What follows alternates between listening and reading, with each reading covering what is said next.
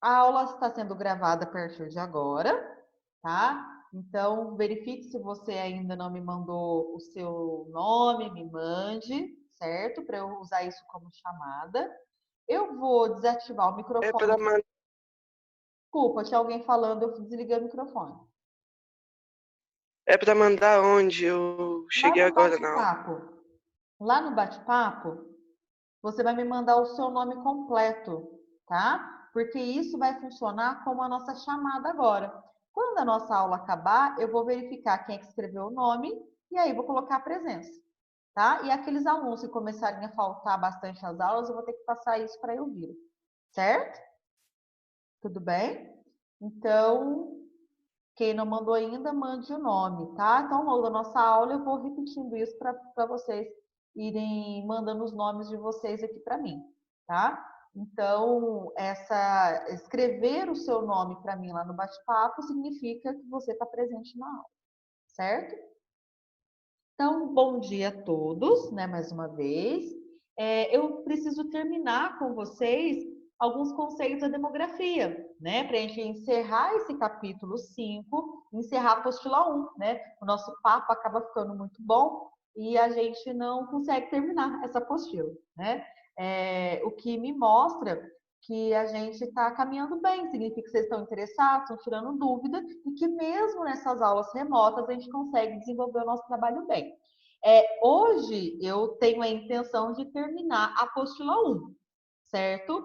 E a próxima apostila, a apostila 2 do segundo bimestre, começaríamos na próxima terça-feira, tá? Porque na aula de sexta-feira eu faria a correção desses exercícios, tá? Então, sexta ou terça-feira, nas duas próximas aulas, a gente começa a apostila nova, tá? Vamos ver como é que as aulas vão caminhar hoje.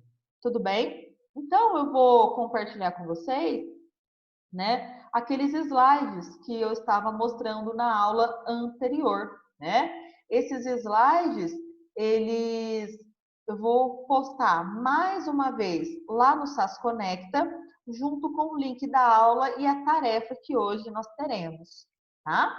Tudo bem? Então, ó, o que a gente falou até esse momento? A gente aprendeu o que é demografia, que é uma ciência que se ocupa de estudar a população humana, né? E que essa ciência ela vai usar alguns dados para estudar a população humana. Por exemplo, população total, densidade demográfica, crescimento vegetativo, mortalidade infantil, taxa de natalidade, taxa de mortalidade, expectativa de vida e assim por diante. A gente viu vários conceitos e inclusive um ou outro como é que se calcula, né? Como crescimento vegetativo, taxa de mortalidade e assim por diante, né? Então, esses foram os conceitos que eu passei para vocês na aula passada. Esses conceitos que são importantes para a gente continuar nossos estudos, certo? Pois não, Denis, você que levantou a mão aí. Ô, Bia, quem trabalha com esse negócio de demografia é o quê? Demógrafo. Mas vários estudiosos utilizam. Então, por exemplo, quem estuda a antropologia, a sociologia, a própria geografia, utiliza os dados levantados pela demografia para entender como é que a população ao longo do tempo tem se comportado, tá? Aí você vai ver um exemplo agora na prática como é que isso funciona, tá bom?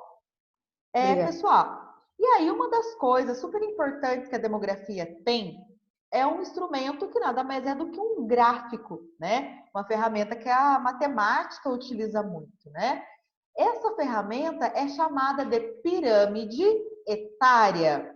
Então, eu coloquei aqui uma pirâmide etária genérica, ou seja, uma pirâmide etária inventada, uma pirâmide etária qualquer, tá? Então, olha o formato disso daqui. Não é como, lembra uma pirâmide, tá?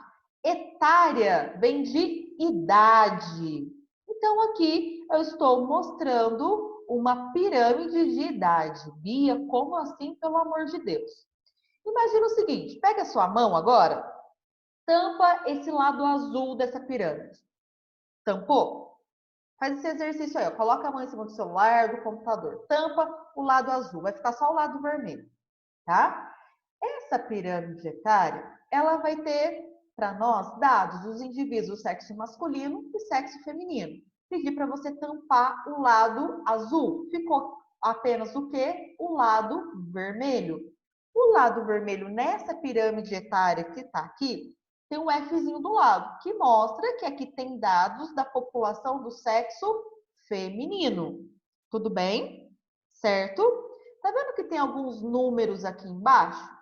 Significa a quantidade de pessoas em milhares. Então, aqui eu tenho 200 mil, 400 mil, 600 mil, 800 mil e 1 milhão, tá? Isso no Brasil, Bia? Não, numa pirâmide etária inventada. Não tem nada de país Ah, nenhum sim. aqui, tá? Então, esse aqui é só para explicar o que é uma pirâmide etária, o que tem nela. Tudo bem? E aí, Sim, pessoal, obrigada.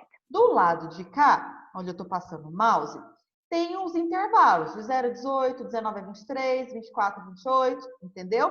Mantém o lado azul tampado. O que a gente vai observar? Olha aqui onde eu estou passando o mouse. Na primeira caixinha que está aqui, ó. Qual o número que está mostrando? 800 mil. Então, significa que nesse lugar imaginário, nesse país que nós estamos inventando, eu tenho 800 mil pessoas que são do sexo feminino, que têm idade entre 0 e 18 anos, ok? Agora, tampa o lado vermelho. Deixa só o azul aparecendo. Olha só, que letra que está aparecendo aqui? M. Mostrando para nós que tudo que está mostrando aqui são indivíduos do sexo masculino desse país aleatório que a gente está inventando. Ok? Então, ó, vamos imaginar. O que significa essa barrinha aqui? Essa barrinha, está em aqui amarelo, dentro dessa área, mostra para nós que nesse local que a gente está estudando, tem 600 mil pessoas do sexo masculino, que tem idade entre 24 e 28 anos. E a pirâmide etária, pessoal, vai ser a junção dos dados do sexo feminino com o sexo masculino. Então, a gente acaba formando essa pirâmide, tá? Então, o que eu observo de dados aqui? Aqui embaixo, eu tenho população absoluta, certo? E essas barrinhas vão mostrar para nós as faixas etárias, as faixas de idade. E também eu tenho os sexos indicados, os gêneros, gênero masculino e gênero feminino. Tudo bem? Então, nessa pirâmide etária, eu tenho quais dados? Eu tenho idade, gênero e população total ou população absoluta. Então, uma pirâmide etária vai reunir essas informações da população de um determinado local. Eu consigo construir uma pirâmide etária de um bairro, de uma cidade, de um estado, de um país, de um continente, inclusive do mundo inteiro, tá? Basta eu ter o número de pessoas dentro de cada faixa etária separadas por gênero. E eu consigo construir uma pirâmide etária, tá? E aí, pessoal, uma pirâmide etária, eu vou observar que eu posso agrupar a população dentro de uma pirâmide etária em 3 faixas etárias, ou seja, 3 faixas de idade. Quais que são essas 3 faixas de idade? A população jovem, a população adulta e a população idosa. Então, olha só, quem que é a população jovem? É a população de 0 até 19 anos. A população que tem de 20 até 59 anos, a população adulta. E as pessoas que têm mais de 60 anos são consideradas idosas. Tudo bem? Então, dentro de uma pirâmide etária, eu consigo observar os 3 grupos populacionais: jovens, adultos e idosos. Então, olha só. De 0 a 19, jovens. De 20 a 59 anos, adultos. Mais de 60, idosos. Então, olha só. Quando eu olho uma pirâmide etária, a base da minha pirâmide é de pessoas jovens. O corpo da minha pirâmide é de pessoas adultas. E o topo da minha pirâmide é de pessoas idosas. Tudo bem? Então, toda vez que você observar uma pirâmide etária, você tem que bater o olho e entender que a base é de pessoas jovens, que o corpo de pessoas adultas e o topo de pessoas idosas. Tudo bem? Tem que separar direitinho essas 3 classes de pessoas dentro de uma pirâmide etária, tá? Pessoal, quando eu vejo uma pirâmide etária, eu consigo tirar um monte de informações dela. Eu consigo saber como que está a taxa de natalidade. Desculpa, eu consigo saber como é que está a taxa de mortalidade. Eu consigo saber qual que é a expectativa de vida. Eu consigo saber se o país é rico, se o país é pobre. Alguém consegue olhar essa pirâmide etária e tirar todas essas informações? Responde aí para mim, sim ou não? Eu não. Ixi, difícil, né? Eu acho que Olhar não. esse negócio e falar a taxa de natalidade, expectativa de vida, nível de desenvolvimento. Nossa, é muita coisa. Então, eu vou ensinar vocês o que a gente vai fazer para interpretar uma pirâmide etária. Então, a primeira coisa é eu saber quem é que compõe cada parte do corpo da pirâmide. Então, a base, população jovem. O corpo, população adulta. O topo, população idosa. Bom, primeira coisa que você fazer é olhar a pirâmide etária. Beleza? Tudo bem? Então, olha só. Prestem atenção. Se eu tenho a base larga da minha pirâmide etária, significa que eu tenho muitos jovens, não é? Os jovens não vão de 0 até os 19 anos? Então, quanto mais larga for a base, mostra para mim que a taxa de natalidade ali é alta. Ou seja, que muitas pessoas naquele país, naquela área que eu estou estudando, nasceram há pouco tempo. Tudo bem? Certo? Essa pirâmide etária tem uma base larga ou uma base mais estreitinha? Responda aí para mim alguém. Uma base larga. Base larga, isso mesmo. Então, a taxa de natalidade é alta ou é baixa? Respondam. Alta. É alta. Quando, então, a gente percebe que a base dela é muito larga, a taxa de natalidade é alta. Tudo bem? Só que olha aqui, quando eu venho da base, eu vou comparar com o topo, com o corpo dela, continua igualzinho ou deu uma diminuída? Responde. Deu uma diminuída. Deu uma diminuída. Toda vez que eu observo uma pirâmide etária em que da base para o corpo deu uma diminuída, significa que houve uma grande quantidade de crianças que morreram, que não conseguiram chegar à vida adulta. Então, a taxa de mortalidade infantil é alta, certo? E aí, pessoal, eu vou observar aqui o corpo, que é composto pela população adulta, e vou ver. Bom, eu tenho pouquíssimas pessoas, eu tenho um número mais ou menos de pessoas que estão trabalhando, que podem trabalhar. Até que tem um número razoável. Então, essas pessoas adultas que trabalham são chamadas de população economicamente ativa. Tá? Então, o corpo, ele é basicamente composto por pessoas adultas que formam a população economicamente ativa do local que eu estou estudando, seja uma cidade, um país e assim por diante, tá? Não entendi isso, Bia. Ó, a base. Essa população para economicamente ativa.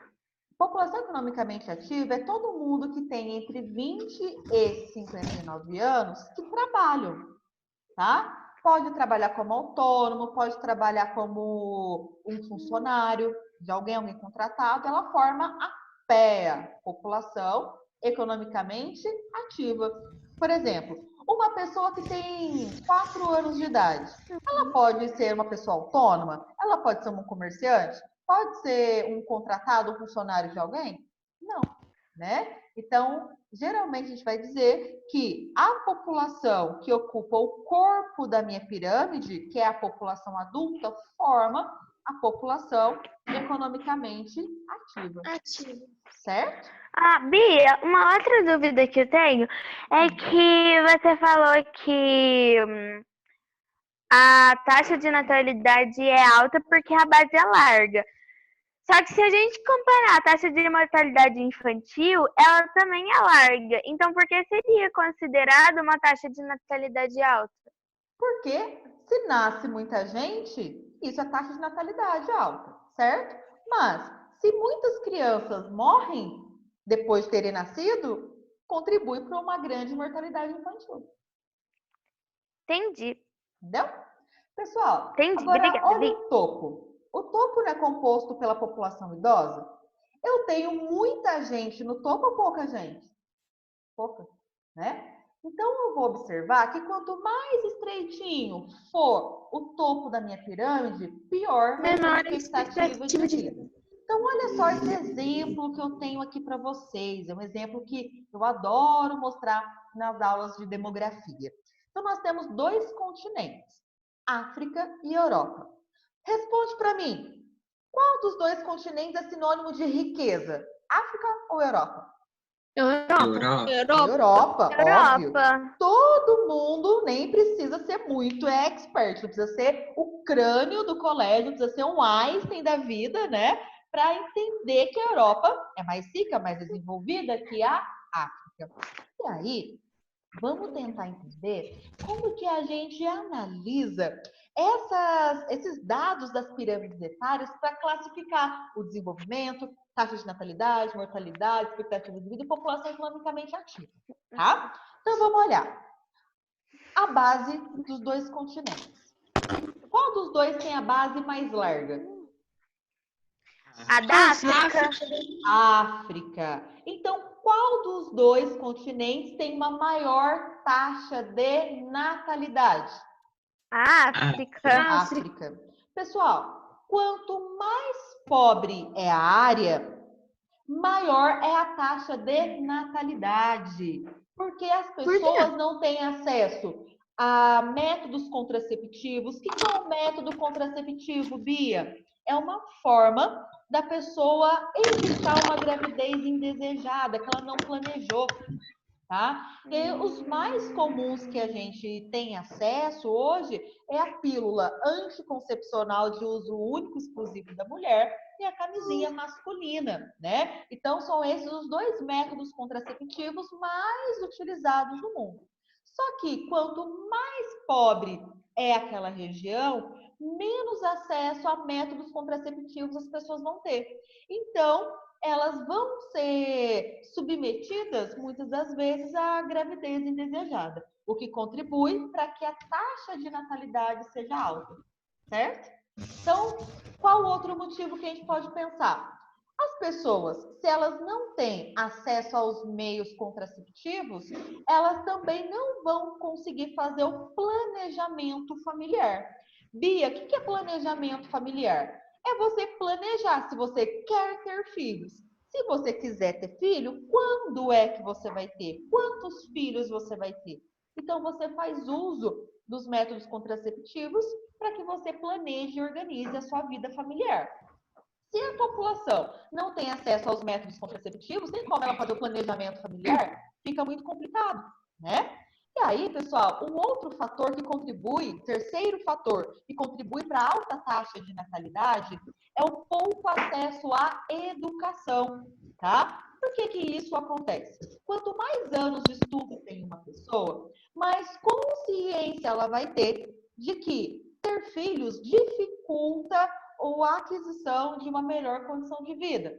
Pensa aí na sua casa, no gasto que só você representa para a sua família, com escola, alimentação, vestimenta, lazer. Agora, multiplica esse número, esse valor que a sua família gasta com você por 10. Será que vocês teriam condição de manter o mesmo padrão de vida? Para alguns pode ser que sim, mas eu aposto que para a maioria não, né? Então, quanto mais anos de estudo, a pessoa começa a pensar, bom, se eu não tiver um filho agora, eu posso estudar mais para conseguir um bom posto de trabalho e aí eu vou conseguir uma boa remuneração que vou ter uma qualidade de vida legal. Agora, se eu tiver muitos filhos, eu vou ter que me dedicar mais à criação dos filhos e vai me sobrar pouco tempo para estudar, para conseguir um bom posto de trabalho com uma boa remuneração. Então, Não entendi, Bia. as pessoas, quanto mais estudam, elas começam a tomar consciência da importância do estudo. E elas vão acabar se dedicando a estudar, a trabalhar e não a ter um monte de filhos. Então, por exemplo, eu, Bia, será que se eu tivesse 5 filhos, eu teria condição de trabalhar manhã, tarde e noite, como eu faço hoje? Não teria, eu tenho que cuidar dos meus filhos, não é? Então, como eu tenho essa consciência, eu vou evitar ter filhos por agora, para poder me dedicar ao meu trabalho e aos meus estudos. Só que eu, Bia, estudo desde os meus 6 anos de idade. Estou terminando meu mestrado agora, prestando o processo seletivo para o doutorado. Então, pensa o seguinte, ao longo da nossa vida, as pessoas, a gente consegue ver essas diferenças. Alguns estudam muito tempo e conseguem ter esse planejamento de quando é que ela vai ter filho, pela consciência que ela vai ter. Agora, quanto menos anos de estudo, menos consciência sobre o dificultador que ter muitos filhos apresenta, tá?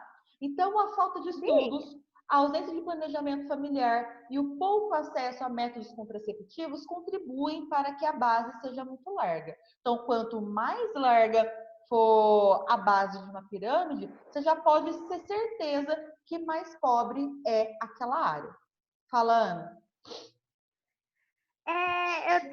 Eu tenho uma dúvida que eu queria saber por que no gráfico da Europa, se tem uma taxa de natalidade baixa e tem menos criança, por que tem mais adulto? Porque se nasce pouca criança, por que vai ter tanto adulto? A gente vai entender daqui a pouco, tá? Quando a gente chegar em transição demográfica, tá bom? Beleza. Então, pessoal, a base larga, eu sei que tem alta taxa de natalidade, os motivos eu acabei de explicar. Então, primeira coisa, se chegar numa questão de prova, de atividade, vestibular lá na frente, tem uma questão sobre pirâmide etária. Qual que é a primeira coisa que você vai olhar? A base. A base é larga? Nem precisa pensar. Região pobre, subdesenvolvida. Se a base é mais estreita, aquela área é uma área mais rica, uma área mais desenvolvida, taxa de natalidade pequena, certo? Agora, olha o topo da pirâmide. Qual dos dois tem a maior quantidade de idosos? Europa. Europa, né? Então, qual dos dois tem a maior expectativa de vida? Europa. A Europa, muito bem. Então, pessoal, eu tenho que ter foco sempre nessas duas coisas, na base e no topo. Então, quando o topo ele é mais estreitinho, significa que a expectativa de vida é baixa, que as pessoas não vivem tantos anos lá. Poucas pessoas conseguem chegar à vida idosa. Agora, se eu percebo que o topo já é mais larguinho, eu consigo perceber que a expectativa de vida ali é alta. Então, olha só, quanto mais pobre é o país, mais triangular vai ser o seu formato. A base muito larga e vai afunilando até o topo. Agora, quanto mais rico é o país, mais regular vai ser o seu formato. A pirâmide da Europa parece uma pirâmide? Não, ela é bem diferentona, né? Mas eu consigo também tirar as mesmas informações. Eu tenho aqui embaixo porcentagens da população total. Eu tenho as faixas de idade de sexo masculino e sexo feminino, e aqui no meio eu tenho as faixas de idade. Então, por exemplo, do lado de cá, na pirâmide da Europa, população masculina. Então, aí, cerca de 2,5% da população da Europa é masculina e tem idade de 0 até 4 anos, certo? Entenderam como é que funciona? Fala, Ana. Bia, eu queria perguntar que você falou que tem como a gente ver a taxa de natalidade de um país ou de um continente pela pirâmide. Mas tem como a gente ver a taxa de mortalidade por uma pirâmide? Sim. Você olha, observa. Olha o corpo. Compara com o topo. Tá igualzinho? Não. Então, significa que muita gente está morrendo aqui antes de chegar à idade adulta, à idade idosa. Então, taxa de mortalidade alta. Agora, compara aqui. Quando eu observo o corpo para o topo, não muda tanto assim quanto aqui. Aí, o que acontece? A taxa de mortalidade ela acaba sendo um pouco menor. Certo? Entendi. Perfeito. E aí, pessoal, alguém acha que a pirâmide etária da África pode ficar igual à da Europa? Tem essa possibilidade? Não. ou não? Só acho que eu ouvi um não aí. O que mais? Ah, eu não Não. sei, eu acho que é muito A pirâmide difícil. da África pode ficar igual a da Europa algum dia? Pode, mas é difícil. Pode. Ah, eu acho Tá? que pode. Pode. Por quê? Porque um país, ele pode passar por uma transição demográfica. Bia do céu, o que é transição demográfica, né? Transição demográfica nada mais é do que o período de crescimento da população de um determinado território a partir da diminuição da taxa de mortalidade seguida por uma redução depois da taxa de natalidade. Bia, traduz? Traduzo. Olha só, os países que têm uma pirâmide etária igual a da África, vai ter o quê? Uma alta taxa de natalidade e uma alta taxa de mortalidade, certo? Tudo bem? Então, a população de um ano para o outro não cresce muito, não. Porque ao mesmo tempo que nasce muita gente, também morre muita gente. Só que está nascendo mais pessoas do que está morrendo, não tá? Olha aqui. Tá, né? Então, o crescimento não é tão grande assim. Só que o país começou a fazer investimento na saúde, na educação. E aí, o que a gente percebe? Que a taxa de mortalidade começa a diminuir. Aí, olha só, a taxa de natalidade começa a diminuir, vai diminuindo. Se cada vez mais pessoas estão deixando de morrer, mas está nascendo muita gente, o que acontece com a população? Se morre. Oi? Ela aumenta. Mas onde é que a África vai tirar dinheiro para investir na população? Aí esses países Caraca, que precisam Mike bugado. Aí as pessoas precisam fazer uma organização, tá? Geralmente o país começa a fazer uma organização. Na próxima aula eu posso citar o exemplo do Brasil, tá? Então, quando o país começa a fazer investimentos na saúde para que a população deixe de morrer, acontece o quê? A população começa a crescer, porque deixa de morrer gente, mas continua nascendo um monte de gente, tá? Então, a pirâmide etária vai mudar um pouquinho, porque o topo dela começa a ficar um pouquinho mais largo, ok? No próximo momento, o que a gente pode perceber? Que os investimentos que o governo fez continuou fazendo com que a taxa de mortalidade reduzisse, mas que a taxa de natalidade também, ó, despencasse. As pessoas começavam a ter cada vez menos filhos e as mortes começavam também a diminuir. Será que a população ia crescer tanto assim? Está nascendo pouquinha gente, mas também está morrendo pouquinha gente. Vai ficar mais ou menos a mesma coisa. Até que uma pirâmide etária vai tentar controlar o mesmo número de gente que nasce ao mesmo número de gente que morre. O que acontece com a população? Ela vai crescer ou vai diminuir? Nenhum dos dois. Vai continuar mais ou menos a mesma coisa. Então, o formato da pirâmide etária da África é esse formato bem triangular. Não foi o que eu mostrei para vocês? Se a África ela tiver condições de se organizar, os diversos países africanos, os 54 países, podem criar medidas em que a sua pirâmide etária comece a se transformar. Então, por exemplo, do jeito que a pirâmide etária está nascendo muita gente, mas também está nascendo muita gente. Olha a diferença da base para o topo, para o corpo e para o topo, né? Então, taxa de natalidade alta, taxa de mortalidade alta e expectativa de vida baixa. Olha o topo como é que está estreitinho. Começaram a fazer algumas medidas de saúde, colocando médicos, remédios para atender a população. A taxa de mortalidade foi reduzida, porque as pessoas começam a ter acesso a médicos, a remédios. Então, mesmo continuando a nascer muita gente, o número de mortos diminuiu. Então, o que eu percebo? A alta taxa de natalidade e a queda da taxa de mortalidade fez a população crescer, certo? Tudo bem? Ao longo do tempo, esses investimentos em saúde aqui, eles começaram a caminhar um pouquinho mais. E aí, o que eu percebo? Que ao longo do tempo, houve também, além da queda da taxa de mortalidade, houve uma queda da taxa de natalidade. E a população começa cada vez mais a aumentar aqui no topo. E o corpo para a base não está tão diferente mais.